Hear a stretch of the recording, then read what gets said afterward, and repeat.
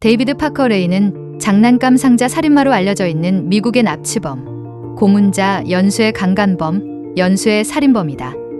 참 이놈은 수식어도 많다.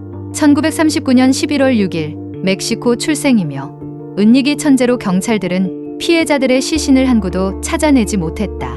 경찰은 그가 엘리펀트 뷰트에 사는 동안 애리조나 및 멕시코에서 온 60명의 여성들을 살해한 것으로 추정하고 있다.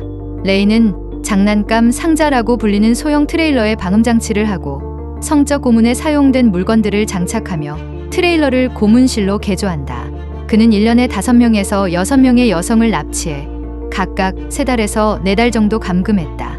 이 기간 동안 그는 피해자들을 성적으로 학대했고 여러 가지 기구로 그들을 고문했다.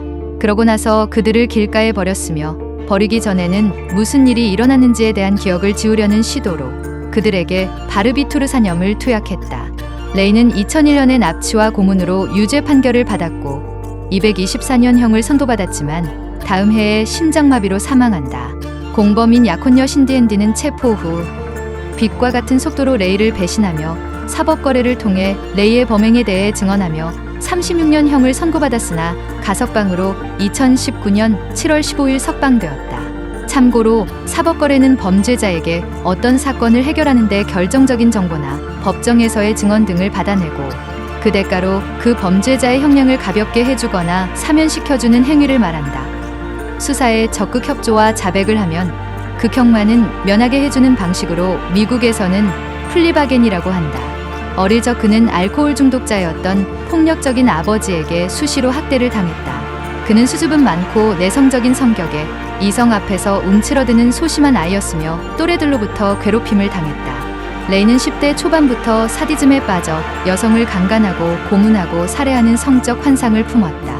그의 여동생이 그의 가학성 그림뿐만 아니라 속박 행위의 포르노 사진을 발견한 적도 있다. 고등학교를 마친 후 레이는 미국 육군에서 명예 제대를 했고 그곳에서 일반 정비공으로 일한다. 레이는 4번 이혼했고 공범인 딸 제시를 포함한 2딸을 낳았다. 제시는 그의 남편과 함께 레이가 저지른 살인 중 최소 1건에 가담하는 등 공범으로 활동하게 된다. 추후 딸 제시는 징역 2년에 집행유예 5년을 선고받았다. 파커는 정비공 시절 익힌 기술로 직접 트레일러를 개조했으며 채찍, 수갑, 체인, 도르래, 끈, 수술용 메스, 주사기, 화학용품, 전기 충격 기계, 톱, 수술용 침대, 쇠사슬, 다리 벌리는 막대기, 스턴건, 성인용품 등을 사용하여 참 많기도 많다. 피해자를 성폭행하고 살해했을 것으로 추정한다. 레이는 철저한 성격의 살인마다. 고문실에는 피해자의 비명이 새어나가지 않도록 방음장치가 설치되어 있었고 도주를 우려해 강화문과 강화벽, 심지어 CCTV까지 설치했다. 레이는 납치된 희생자들이 의식을 회복할 때마다 자신의 목소리를 녹음했다. 그 분량이 너무나 길어서 범죄의 해부학의 저자 마이클 스톤이 워드에 타이핑했을 때 행간 없이 16페이지가 나왔을 정도였다. 희생자에게 실증이 나면 살해 후 사체를 토막 내 근처 호수에 버리기까지 했다.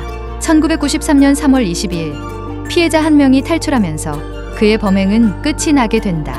신시와 비칠리는 주차장에서 레이와 그의 여자친구 신디에 의해 납치되었다. 그녀는 트레일러에 갇힌 채 고문당했으며 3일간의 감금 후 1999년 3월 22일 트레일러에서 탈출에 성공한다. 탈출하기 위해 그녀는 레이가 일하러 갈 때까지 기다렸다가 신디가 근처 테이블에 놓아둔 열쇠로 체인을 풀었다. 신디는 비칠리의 탈출 시도를 알아차렸고 싸움이 뒤따랐다. 몸부림치는 동안 신디는 비칠리의 머리를 램프로 내려쳤지만 비칠리는 체인을 풀고 아이스픽으로 핸디의 목을 찔렀다. 그녀는 필사적으로 도주하며 도움을 청하기 위해 길을 달려갔고 한 트레일러 주택의 문을 두드렸고 집주인의 도움으로 911에 신고했다. 처음 경찰들은 그녀의 말을 건성으로 들었고 오히려 그녀를 정신 이상자라고 취급했다고 한다. 이렇게 레이와 공범 신디는 경찰에 체포된다. 그들은 비칠리의 마약 중독 치료를 돕기 위해 집에 데리고 있었을 뿐이라는 변명을 하지만 장난감 상자가 발견되며 발칵 뒤집힌다.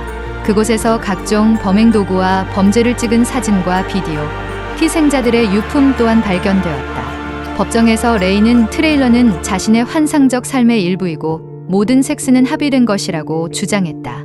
어찌나 시신 은폐가 철저한지 경찰은 단 한 구의 시체도 찾아내지 못했고, 이런 놈들의 대부분이 그러하듯 희생자들은 불법 체류자 등 신분이 확실치 않았다.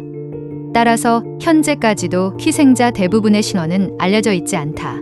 생존자 비틀리는 2011년 11월 18일 만 33세의 나이로 다시 언론 앞에 나타나 데이비드 파커 레이의 범행을 증언하며 또 다른 희생자의 신원을 찾기 위해 호소하고 있다.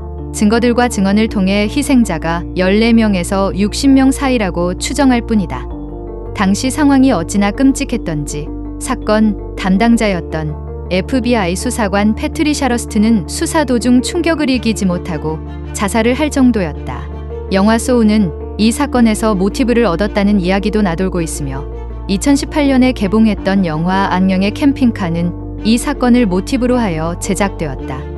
실제로 영화 제목에 토이박스가 들어가 있으며 극중 등장하는 연쇄살인마 유령의 외관이 파커와 비슷하며 극 중에서도 연쇄살인마가 캠핑카 내부에서 여성들을 납치, 살해했다는 점 또한 같다.